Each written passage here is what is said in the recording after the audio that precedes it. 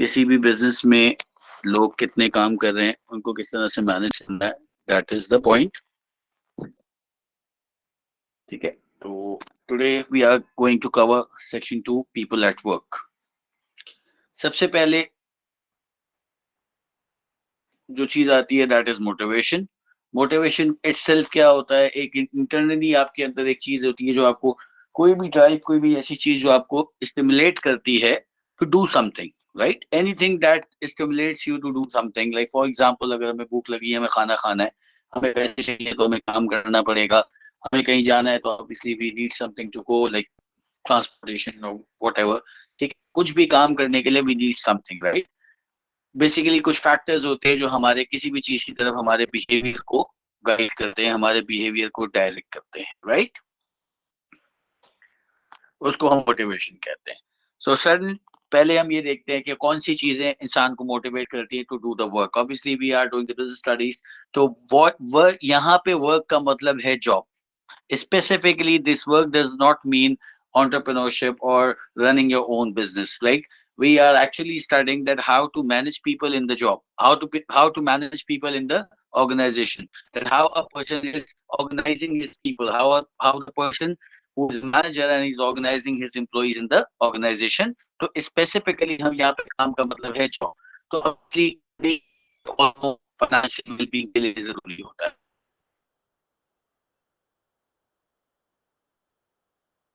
Job security, everyone wants कि हमारे पास एक सिक्योर, एक सोर्स ऑफ इनकम हो गया भैया, at the end of the month तो इतने पैसे एज अ सैलरी रिसीव हो जाएंगे। When training, there are many people who do the job to do something, like to learn something. उनका फ्यूचर में गोल होता है कि वो अपना नया अपना बिजनेस स्टार्ट करेंगे, तो उसके लिए उनको सीखना होता है, राइट? देन प्रमोशन, बहुत सारे लोग चाहते हैं कि वो लाइफ में आगे बढ़े, डेवलप हो, तो उसके लिए भी वो ये काम कर रहे होते हैं। देन स्टेटस, मार्केट में एक स्टेटस है, एक आदमी को जॉब मिल जाता है, फॉर एग्जाम्पल गूगल में जॉब मिल जाता है, तो वो सबको बताता है, अपनी फैमिली में बताता है कि जी। और वेरी वेरी इंपॉर्टेंटली एक चीज है कि फैमिली में आपको पता है फैमिली टाइट्स होती है, और फिर शादी वादी के टाइम पे भी पूछा जाता है जी वो लड़का कहाँ पे जॉब करता है, तो दैट स्टेटस, राइट?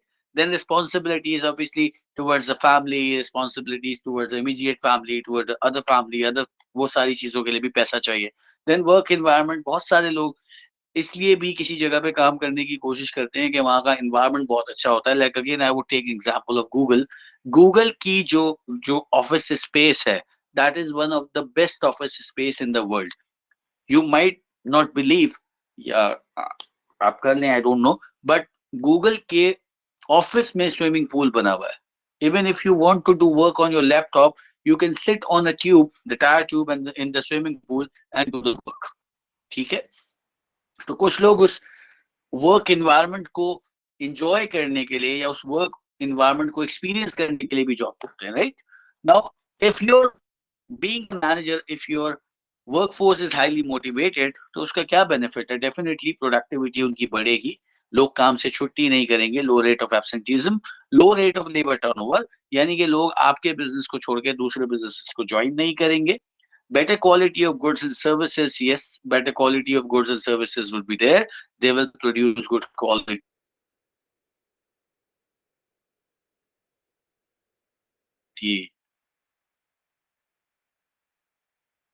पर प्रोडक्टिविटी का भी हमने लेबर टर्नओवर वर्कर्स, ठीक है, एक साल में कितने लोग हमारे पास से जॉब छोड़ के गए, यानी कि एक परसेंटेज निकालते हैं हम कि कितने लोगों ने हमारे पास से काम छोड़ दिया। Now we have certain motivational theories with us. The first simple theory is the scientific management theory, which is actually by the Frederick W. Taylor। इसने बड़ी सिंपल सी बात की। फ्रेडरिक टेलर कहता है कि आप सबसे पहले क्या करो, सबसे पहले किसी भी काम को, जो भी आपकी जॉब है, जो भी आपका काम है, उसको करने का क्विकेस्ट मेथड फाइंड आउट करो। देन अपने तमाम वर्कर्स को do train them in that particular skill. Then apply the theory of economic man. देखो, जो आपका फेडरिक टेलर है, उसका जो इंपॉर्टेंट पार्ट है ना उसकी थ्योरी का, that is the theory of economic man. Theory of economic man, who is economic man? This means that money matters। The theory says that humans are only motivated by money, in which Taylor believe करता था कि हर चीज, हर इंसान को जो motivation मिलती है वो पैसे से मिलती है, राइट? और इसी के चलते ही actually introduce the piece rate method of paying production, कि आप जितने यूनिट्स पे काम करेंगे उतने ही आपको पैसे मिलेंगे, राइट। बट यस, क्रिटिसिज्म हुई, लिमिटेशंस हैं जो इसकी थ्योरी की, वो क्या है कि his ideas were too simplistic. Secondly, if employees are unfulfilled with their work, तो प्रोडक्टिविटी नहीं मिलेगी उनको, चाहे आप जितनी भी हाई वेज दे दो, अगर तो एक एक आदमी को काम करना ही नहीं आता, आप उसको जितनी चाहे वेज दे दें, जितने चाहे पैसे दे दें, उसकी परफॉर्मेंस जीरो ही देगी। दूसरा, अगर एम्प्लॉइज का आउटपुट मेजर करना मुश्किल है, कुछ जॉब्स ऐसी होती हैं जैसे कि पुलिस की जॉब है, जैसे कि टीचर की जॉब है, जैसे कि आपके पास जो है वो एक पॉलिटिशियन की जॉब है, मतलब उसमें कुछ लोग खुश होंगे, कुछ लोग नाराज होंगे, टीचर को बहुत सारे स्टूडेंट्स पढ़ा रहा है, कुछ पास हो रहे होंगे, कुछ बुरे मार्क्स ला रहे होंगे। तो how can you actually measure, एक डॉक्टर है, अब जिंदगी मौत हम कहते हैं जी अल्लाह ताला के हाथ में, तो उसकी बेसिस पे अगर फॉर एग्जांपल एक डॉक्टर का लक अच्छा नहीं है और उसके पास मेजोरिटी जो पेशेंट्स आते हैं वो वही वाले आते हैं जिनकी जिनके फेट में या जिनके लक में मौत लिखी हुई है, तो इसका ये मतलब तो नहीं है कि वो डॉक्टर अच्छा नहीं है, राइट। वो डॉक्टर अच्छा है, मगर बस लोग उसका लक नहीं चल रहा, लोगों का भी लक नहीं चल रहा, तो वो मर रहे हैं इसलिए, राइट। तो it can not decide the efficiency of the doctor, right. तो ऐसी सूरत में मैस इसकी फ्रेडरिक टेलर की थ्योरी फेल हो जाती है। Second theory we have Abraham Maslow, who gave the concept of hierarchy. You can see the hierarchy on your screen. It has five actually stages, which are physical needs. Sometimes it is called as physiological needs. Then safety needs. Physiological आपकी basic body needs होती हैं. Safety needs अभी हमने ऊपर जो बात की थी job security की, this is same as that. Then social needs, जब हमारी ये needs पूरी हो जाती हैं, then we try to interact with other people. हम लोग दूसरे लोगों के साथ बातचीत करने की कोशिश करते हैं, हम एक दूसरे के साथ फ्रेंडशिप्स बनाने की कोशिश करते हैं, हम एक दूसरे के साथ रिलेशनशिप्स बनाने की कोशिश करते हैं, वर्क रिलेशनशिप्स, राइट। ओके, उसके बाद esteem needs. Now what is esteem need? जब हम एक दूसरे के साथ रिलेशनशिप्स बनाते हैं, जब हम एक दूसरे के साथ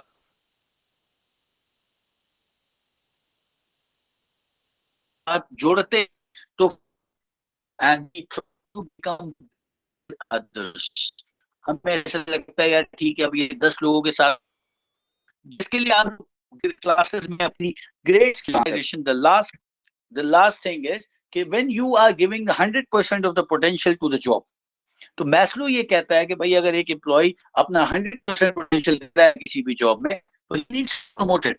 अब वो और कितना काम करे भाई, उसने सब कुछ तो दे दिया, इससे ज्यादा वो आपके लिए क्या कर सकता है, इससे ज्यादा वो आपके लिए कुछ नहीं कर सकता, राइट। देन एडवांटेजेस,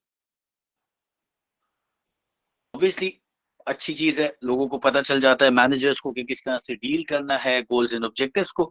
मगर डिसएडवांटेज क्या है या लिमिटेशंस क्या है मैस्लो की theory? It is almost difficult to actually decide कि कौन से स्टेज पे कौन सा बंदा काम कर रहा है। दूसरी चीज अगर आप नोटिस करो तो ये मनी को इंक्लूड नहीं कर रहा, जबकि एक आदमी सेल्फ एक्चुअलाइजेशन पे है, अपना 100% पोटेंशियल दे रहा है जब भी उसे पैसे की जरूरत है, और मैस्लो उसके बारे में कोई बात नहीं कर रहा पैसों के बारे में। दूसरा, self actualization is rarely achieved. How can you decide that a person has reached his 100% potential and now he cannot do any more?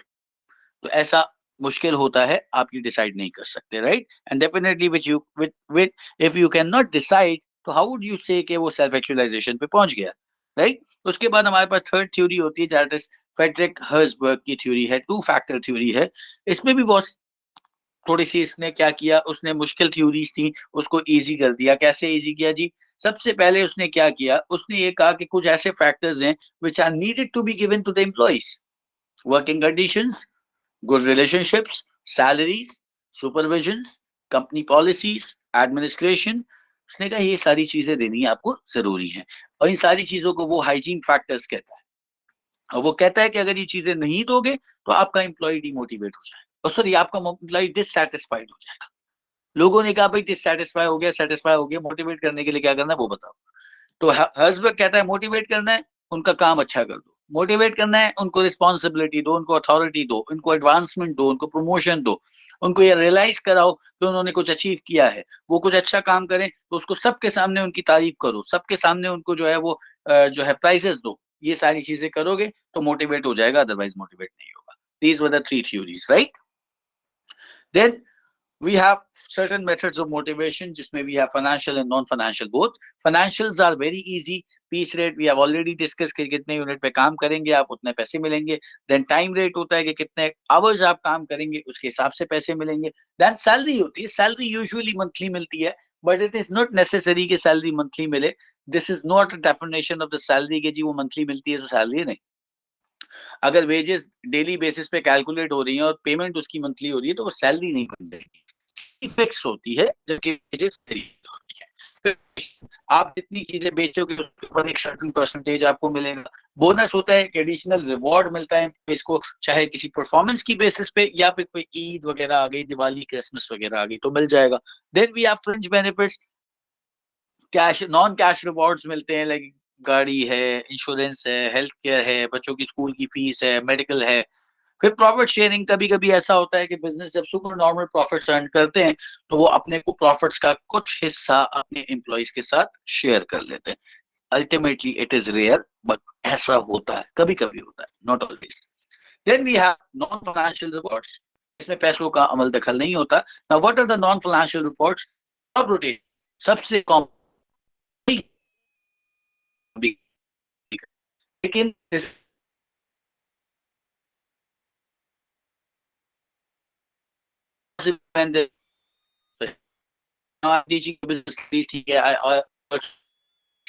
अगर मुझे कोई आके बोले जी आप फिजिक्स पढ़ा लें, sorry I can not teach.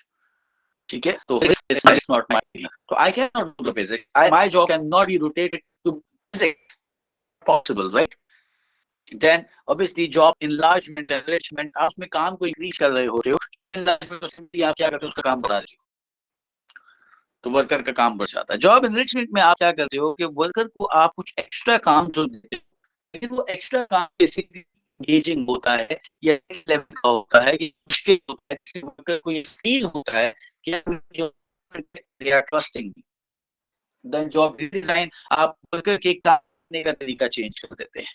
Then quality circles, आप उनको ऑप्शन देते हैं, they can discuss the problems casually. Team working, team pressure में काम होता है. डेलीगेशन, आप उसको कुछ अथॉरिटी दे देते हो. These were some of the non financial rewards.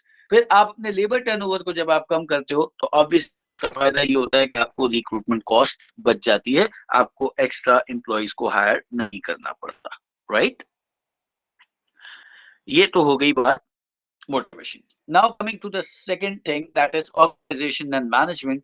इसमें बहुत इंपॉर्टेंट देखें, इसके क्वेश्चन हमारे पास with respect to your paper question अक्सर आता है. इसका क्वेश्चन क्या है? ऑर्गेनाइजेशन चार्ट क्या होता है जी? ये फाइनेंशियल, ये जो फ्लो चार्ट होता है या ग्राफिकल रिप्रेजेंटेशन होती है हमारे पास ऑर्गेनाइजेशन की या ऑर्गेनाइजेशन स्ट्रक्चर की, वो होता है. अपनी टीम को ऑर्गेनाइजेशन स्ट्रक्चर में डिवाइड करने का क्या फायदा होता है कि देखो चार्ट में सबका पता है कि कौन किसकी जॉब क्या है, किसका रोल क्या है, और हर कोई अपने रोल के हिसाब से अपने जो है वो जो भी उसका टास्क है वो उसके हिसाब से काम करता है, अपनी पोजीशन के हिसाब से काम करता है. उसको ये पता है मुझे किसको जवाब देना है, मैं किसका किसके अंडर काम कर रहा हूँ, किसको मैं, कौन मुझे कमांड दे सकता है, कौन मुझे कमांड नहीं दे सकता. If you want to how the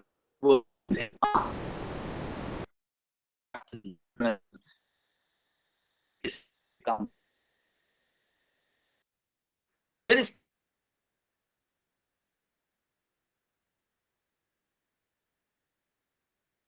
जो चीज है वो बेटा very very important, this is very important.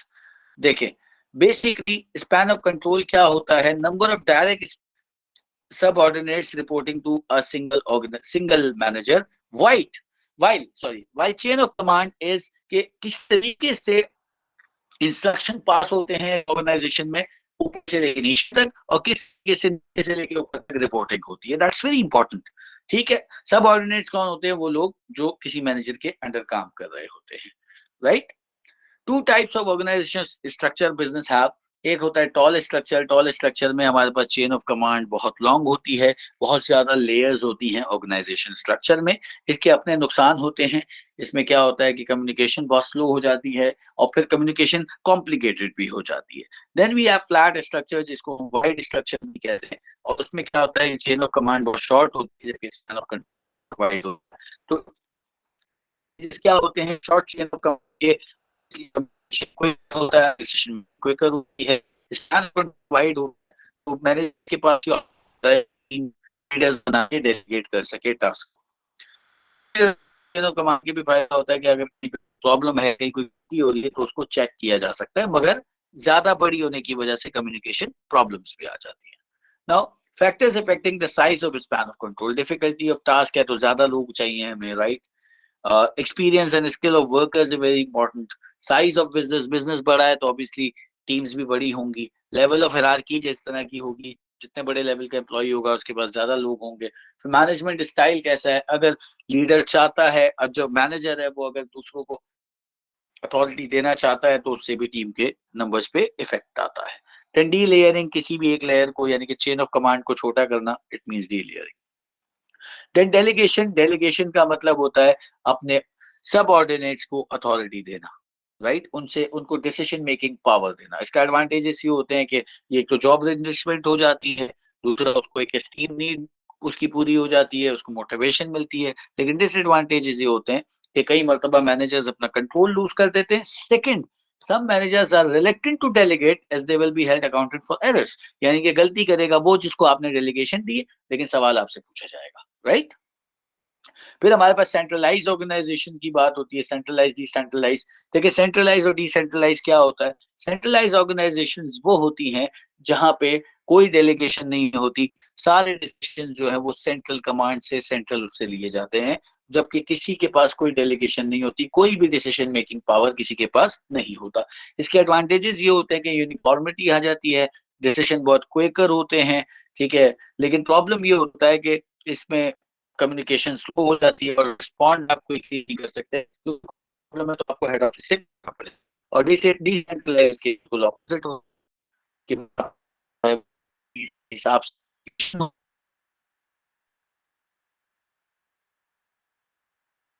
होती है, but it can be right. Then we come to the management functions, जो तो मैं general set to review I should be making those resources available. But actually, for the book or as for the actual हमारे पास पांच different zone managers थे, which are plan, managing, communicating, coordinating, and controlling. Planning means obviously to set the business objectives, organizing the limited resources business has. Communicating, communicate that different members of the organization, then coordinate, एक दूसरे के साथ उनको connect करना, finance वालों को marketing वालों के साथ, मार्केटिंग वालों को एचआर वालों के साथ, दैट्स कोऑर्डिनेटिंग। और फिर कंट्रोलिंग, ये देखना कि ऊपर वाले चारों फंक्शन सही से काम कर रहे हैं या नहीं कर रहे। There are some extra functions managers do that and understand the people who work for them, set a good example, about communicate effectively. These are certain other works which a manager does. Then leadership styles, हमारे पास basically 3 leadership styles होते हैं, autocratic, democratic and laissez-faire. Autocratic का मतलब ये होता है कि all the decision making power held with the manager, ठीक है। भाई कोई बाहर जाके बता दी देना, वैसे क्लास रिकॉर्ड भी हो रही है। पाकिस्तान में लोग कहते हैं कि डेमोक्रेसी है, मगर डेमोक्रेटिक होता नहीं है। असल में आपको पता है ऑटोक्रेसी होती है। करंटली बात करें तो लोग ऐसा कहते हैं, बट आई डोंट बिलीव। लोग ऐसा कहते हैं कि पाकिस्तान इस वक्त कौन चला रहा है, जनरल आसिम मुनीर साहब, ठीक है जी। तो ऑटोक्रेटिक लीडरशिप अगर ऐसा है तो नहीं है, क्योंकि फेस पे तो ऐसा नहीं है ना, रियल में तो हो ना हो, we can not comment on that. लेकिन हमें वैसे क्या दिखाया जा रहा है कि जी डेमोक्रेटिक लीडरशिप है, everyone has a chance, senate में, पार्लियामेंट में सब खड़े होके बोलते हैं, सब अपने डिसीजंस देते हैं, सब अपने जो है वो पॉइंट ऑफ व्यूज देते हैं, फिर मेजोरिटी जिसका डिसीजन होता है उसको ले लिया जाता है। तो बिजनेस में भी ऐसा ही होता है, 10 मैनेजर्स हैं, 10 मैनेजर्स मिलके अपने अपने आइडियाज दे रहे हैं, सबने आइडियाज दिए और किसी मेजोरिटी को आपने एक्सेप्ट कर लिया, that is democratic leadership. Autocratic में क्या होता है कि मैनेजर बता देता है भाई ये करना है, आप सबने यही करना पड़ेगा, किसी की कोई सुनता नहीं है वहां पर, वो जो मैनेजर चाहेगा वो ही होगा। उसके एडवांटेजेस क्या है, क्विक डिसीजन मेकिंग होती है। डिसएडवांटेजेस ये होते हैं कि डिमोटिवेटिंग होता है ये। डेमोक्रेटिक के एडवांटेजेस ये कि बेटर डिसीजंस आ सकते हैं, जबकि डिसएडवांटेज ये होते हैं कि अगर मेजॉरिटी लोग ही फारिग हैं, मेजॉरिटी लोग ही गलत डिसीजन दे रहे हैं, तो वो डिसीजन आपके पास एक्सेप्ट हो जाएगा। Then we have laissez faire leadership. इसमें क्या होता है, जेन जी, आप लोग जेन जी और कुछ हद तक जेन जी से ताल्लुक रखते हैं आप लोग, ऑब्वियसली आप लोग जेन जी वाले ही हो ना, तो जेन जी क्या होती है, लेसेस्ट फेयर लीडरशिप को बड़ा पसंद करती है। आप लोग कहते हो कि हमें बता दो करना क्या है, हम काम खुद कर लेंगे, राइट? तो this is what laissez faire leadership is, कि भाई आपको गोल बता दिया, आपको टारगेट बता दिया, आपने वर्कर को, और वर्कर को बोला जाओ अब जैसे काम करना है करो, these are the guidelines, do not cross these guidelines and you are allowed to do the work. ठीक है, this is laissez faire. This encourages employees to show their creativity, but disadvantage ये होता है कि क्लियर डिसीजन मेकिंग स्ट्रक्चर नहीं होता, हर कोई अपने तरीके से काम कर रहा होता है। Then we have the trade unions. Trade unions वो ऑर्गेनाइजेशंस होती हैं, with organisations within the organisations, associations within the organisations which work for the rights of the workers, right? They negotiate with the employees, they resolve the conflict between the employer and the employee, they provide legal support to the employees against the employers. Advantages क्या होते हैं कि भाई collective bargaining हो जाती है, work अच्छे working conditions मिल जाती हैं, एम्प्लॉइज को अच्छी सैलरीज वेजेस मिल जाती हैं, ठीक है। और अगर वर्कर्स एम्प्लॉइज नहीं मानते, एम्प्लॉयर्स नहीं मानते, तो एम्प्लॉयर्स के अगेंस्ट ये लोग स्ट्राइक्स वगैरह भी कर सकते हैं, right? Now coming to the human resource department. Human resource department का काम होता है आपके ह्यूमन रिसोर्स यानी कि लोगों को, पीपल को, which is the core part of this unit as well, उनको जो एचआर डिपार्टमेंट है, that recruitment and selection. Most important, recruitment क्या होता है, प्रोसेस होता है जो कि आइडेंटिफाई करता है कि हमें कैसा एम्प्लॉय चाहिए, वो क्या काम करेगा, और सिलेक्शन में वो मेथड्स होते हैं जिसके जरिए हम उस बेहतर अच्छे एम्प्लॉय को अपने पास हायर कर लेते हैं, राइट? दूसरा काम होता है ह्यूमन रिसोर्स डिपार्टमेंट का वेजेस देना, सैलरीज देना, इंडस्ट्रियल रिलेशनशिप यानी कि ट्रेड यूनियन के साथ अच्छे रिलेशंस रखना, ट्रेनिंग्स देना, हेल्थ एंड सेफ्टी का ख्याल रखना वर्कर्स की, और उनको जॉब से निकालना जब जरूरत हो। नाउ रिक्रूटमेंट प्रोसेस, सबसे पहले आपको अगर फॉर एग्जांपल एक जॉब क्रिएट हुई है, एक वैकेंसी क्रिएट हुई है, तो सबसे पहले आप क्या करेंगे, आप एनालाइज करेंगे कि ठीक है जी हमारे पास एक जॉब अपॉर्चुनिटी क्रिएट हुई है, तो वी विल एनालाइज कि कौन सी जॉब अपॉर्चुनिटी क्रिएट हुई है, किस सॉर्ट की जॉब हमारे पास अपॉर्चुनिटी क्रिएट हुई है, right? Then we will write the job specification, जिसमें हम क्या करेंगे कि ये लिखेंगे कि ऑब्वियसली इसमें, अच्छा यहाँ पे थोड़ा सा, हाँ सही, ओके। जॉब स्पेसिफिकेशन पहले हम ये डिफाइन करती है सबसे पहले कि उस, मतलब एक्चुअली जॉब है क्या, और उसको कौन शख्स सही से परफॉर्म कर पाएगा, किस किस शख्स के लिए वो जॉब है, उसमें क्या कंडीशंस होंगी, तो क्या होगा, रेफरेंस के हिसाब से वही बंदा अप्लाई करेगा जो कि उस पे पूरा उतरता होगा। Then we have job description which is a document that outline the task and responsibilities that are to be perform at the job, यानी कि आप किसको रिपोर्ट करेंगे, कितने आवर्स आपको काम करना होगा, क्या काम करना होगा, right? This is job description. Then we have person specification, जो कि वो बताती है पर्सन स्पेसिफिकेशन क्या होती है। अच्छा, अक्सर पर्सन स्पेसिफिकेशन और जॉब स्पेसिफिकेशन को एक साथ लिखा जाता है, तो don't get confuse. Job specification is basically what person specification and job specification is that basically what skills, what qualifications, what experience are required in a person who is applying for the job. Like for example, if I am applying for the job, वो कहते हैं कि जी 35 years of age is required. So मुझे पता है कि भाई मैं अप्लाई नहीं कर सकता बिकॉज आई एम अबव 35, तो मुझे वो हायर नहीं करेंगे। तो इससे एचआर को ये फायदा होता है कि इररेलेवेंट सीवीज नहीं आती है, ठीक है। वंस आपने ये चीज लिख ली, देन अब क्या, अब आप उस वैकेंसी को एडवर्टाइज करेंगे, जैसी जॉब होगी वैसी उसकी आप एडवर्टाइजमेंट बनाएंगे, राइट? पहले आप ये देंगे कि भाई इंटरनली हमें हायरिंग करनी है या एक्सटर्नल, यानी कि job within the organisation ही किसी को दे देनी है या बाहर से एम्प्लॉय को लेकर आना है। अगर बाहर से लाना है तो एडवर्टाइज करना पड़ेगा न्यूज़पेपर्स में, स्पेशलिस्ट मैगजीन्स में, लिंक्डइन पे, ऑनलाइन रिक्रूटमेंट साइट्स हैं या रिक्रूटमेंट एजेंसीज को दे सकते हो, यूनिवर्सिटीज को दे देते हैं, अक्सर गवर्नमेंट सेंटर्स को दे देते हैं। बहुत सारे लोग अपनी सीवीज भेजते हैं। वंस सीवीज आर रिसीव, हम उनको शॉर्टलिस्ट करते हैं, हमसे मुराद एचआर ग्रुप। एचआर वाले शॉर्टलिस्ट करने के बाद जो शॉर्टलिस्टेड एप्लीकेंट्स होते हैं उनको इंटरव्यूज के लिए बुलाया जाता है, उनके टेस्ट लिए जाते हैं, उनको चेक किया जाता है, उनकी क्वालिटीज को चेक किया जाता है, और फाइनली उनको जो है वो सेलेक्ट कर लिया जाता है, राइट। डिफरेंट इंटरव्यूज होते हैं, एप्टीट्यूड टेस्ट होते हैं, पर्सनालिटी टेस्ट होते हैं, उन सब की बेसिस पे फिर हम जो भी हमारे पास सुटेबल कैंडिडेट होता है उसको हम सिलेक्ट कर लेते हैं, right. Once a worker is selected तो फिर ये देखना है कि उस वर्कर को आपने सिलेक्ट किस बेसिस पे किया, आइदर पार्ट टाइम और फुल टाइम। ये बहुत इंपॉर्टेंट है बेटा, इसका क्वेश्चन आता है पार्ट टाइम फुल टाइम का, याद रखिएगा, पेपर में लाजमी क्वेश्चन आता है, and I have a strong feeling इस दफा भी आएगा। पार्ट टाइम एम्प्लॉइज वो होते हैं जो 35 आवर्स अ वीक से कम काम करते हैं। इनके वर्क आवर्स क्योंकि फ्लेक्सिबल होते हैं तो ये ज्यादा मोटिवेट होते हैं, ठीक है। इनको आप कह सकते हो कि भाई बिजी टाइम पे बुला लेते हो, ठीक है।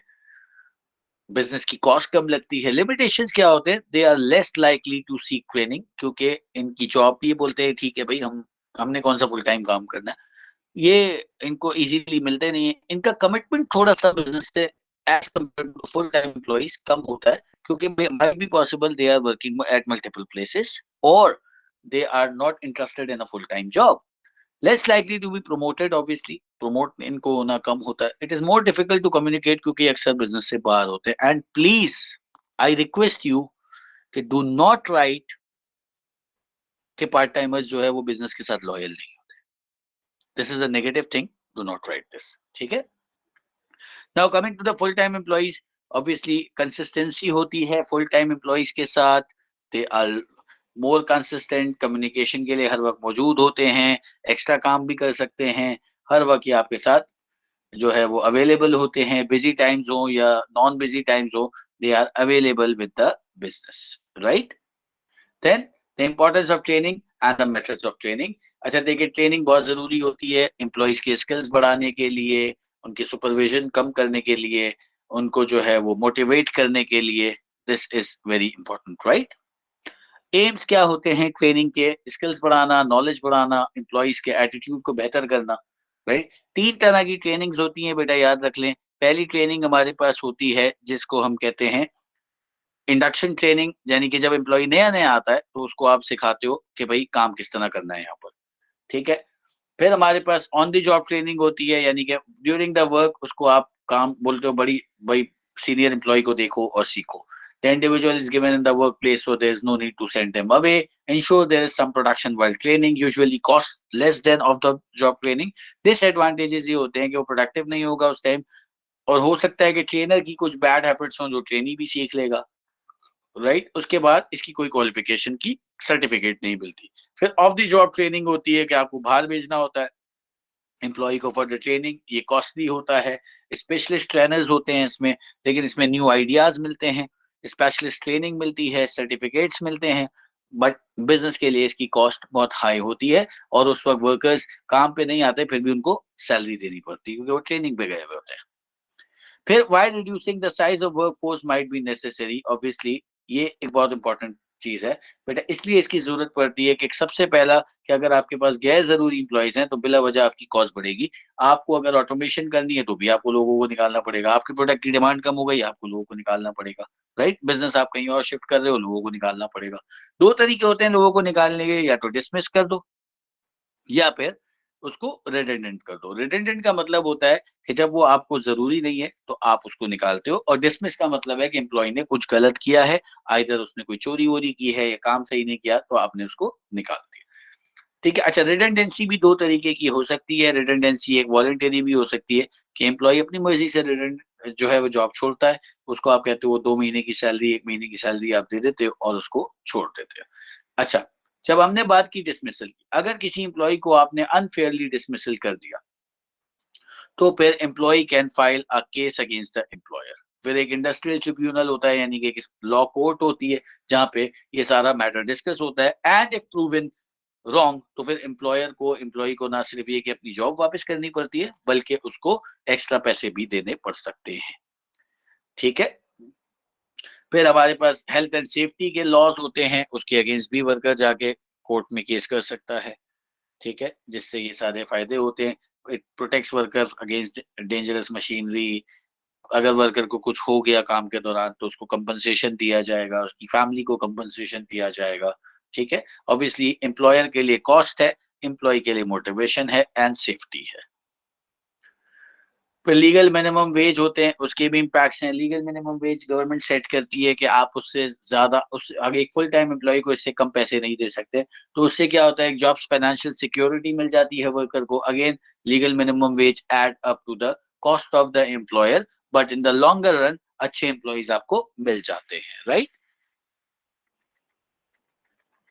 फिर आते हैं जी कम्युनिकेशन पे, the last topic for today. Communication is a process conveying the information from a sender to a receiver with the use of the medium, or we can say that the communication is actually a process of transferring ideas. हम अपने ideas एक दूसरे के पास, मेरे पास अभी idea है, मेरे दिमाग में बिजनेस स्टडीज की चीजें, I am trying to shift those thing into your mind, that is communication. अगर ये काम अच्छे से हो गया, इफेक्टिवली हो गया, तो इफेक्टिव कम्युनिकेशन है। Why business need communication? क्योंकि need for exchange of document and trade, minimise confusions, it ensures the better business control, business can get reliable and cheap information. Frequent travellers होते हैं तो उनके भी कॉन्टैक्ट्स बन जाते हैं ऑफिस के साथ, राइट। इंटरनेशनल ट्रेडिंग तो कम्युनिकेशन के बगैर पॉसिबल ही नहीं होती।